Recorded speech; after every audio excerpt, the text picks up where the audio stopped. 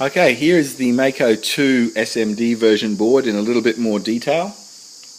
Okay, first up we have, following in the usual Mako tradition, on this side of the board is your input port, and on this side of the board up towards this corner is your output port.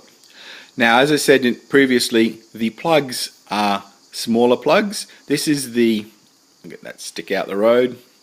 This is the size of your standard hang long plug. Okay, what we'd be familiar with. Now, as you can see, too big. So the Mako2 will come with an adapter cable.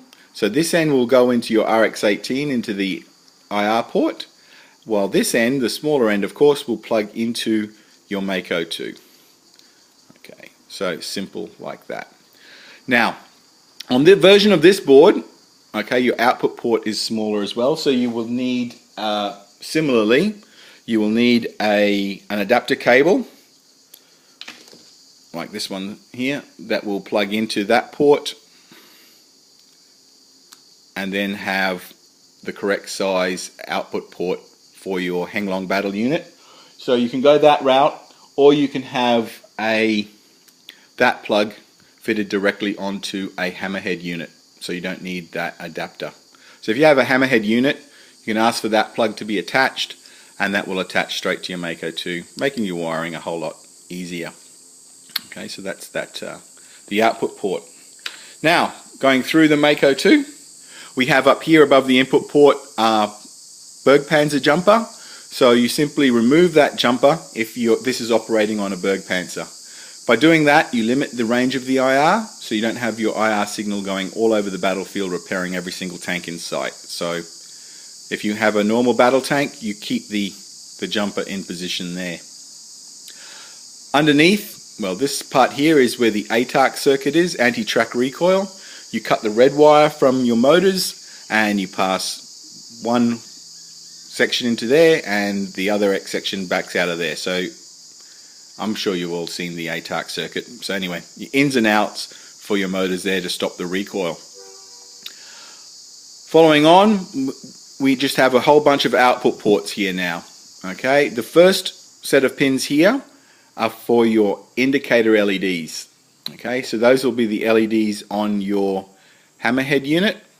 Okay, now if you can see in here, I have the pins labeled. So the pins across the bottom here are all ground pins. The middle pins are your voltage positive, and if there's a third row of pins, that will be your signal. So looking at this row here for your indicator pins, indicator LED, that will be the ground for your LED, and that pin there closest to the middle will be the positive one for your LED. The next set of pins down, pin labeled number 2, they are for a Canon flash LED. Same setup, negative, positive.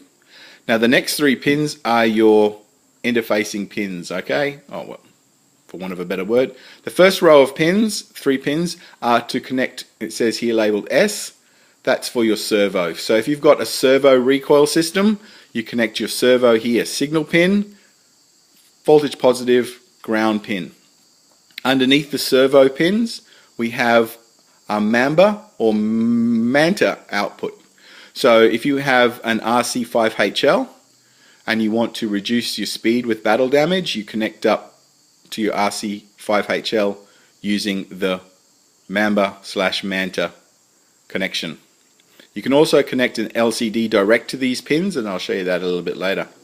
And the final set of pins here are for connection to the Remora wireless system. Again, signal, voltage positive, voltage negative. Up here is your standard Mako programming pins for your Mako programming cable. So any future updates for Mako, you just use that set of pins there to update the firmware running on the main chip here from your computer. So that is, in a nutshell, the connections for Mako2. As I said, similar to all previous Makos.